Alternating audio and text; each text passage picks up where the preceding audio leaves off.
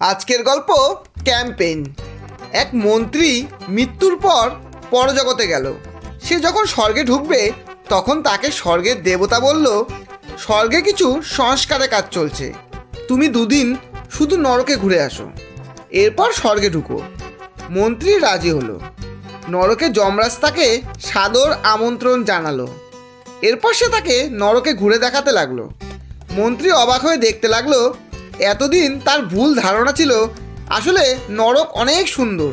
এখানে খুবই আরামের ব্যবস্থা, সুন্দর সুন্দর প্রাসাদ, থাকার জন্য, খেলাধুলার জন্য পুল, গলফ মাঠ, আরও অনেক কিছু, অনেক সুস্বাদু পানীয়, খাবার দাবারের ব্যবস্থা আর অসংখ্য সুন্দরী অপ্সরা রয়েছে।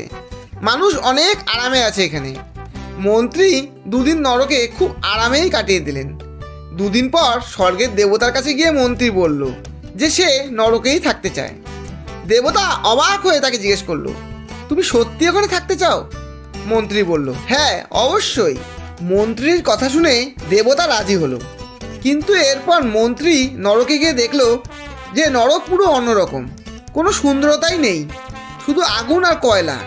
মানুষজনকে শুলে চড়ানো হচ্ছে, দৈত্যরা মানুষজনকে শাস্তি দিচ্ছে, অসংখ্য হিংস্র মানুষজনেরা ঘুরে বেড়াচ্ছে চারদিকে। খুবই কুৎসিত আর জঘন্য জায়গা।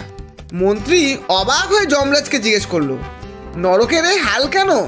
দুদিন আগেই আমি কি দেখলাম, আর এখন এই অবস্থা? যমরাজ হেসে বলল, আরে ওটা তো ছিল একটা ক্যাম্পেইন। তোমরা যেমন নির্বাচনের আগে মানুষকে স্বর্গের স্বপ্ন দেখিয়ে পরে নরক উপহার দাও, আমরাও তাই করেছি। তোমার তো এটা ভালো মতোই বোঝার কথা। ধন্যবাদ। গল্পটি যদি ভালো লাগে একটা লাইক অবশ্যই দেবেন এবং বন্ধু ও প্রিয়জনদের শেয়ার করে চ্যানেলটি সাবস্ক্রাইব করে পাশে থাকবেন।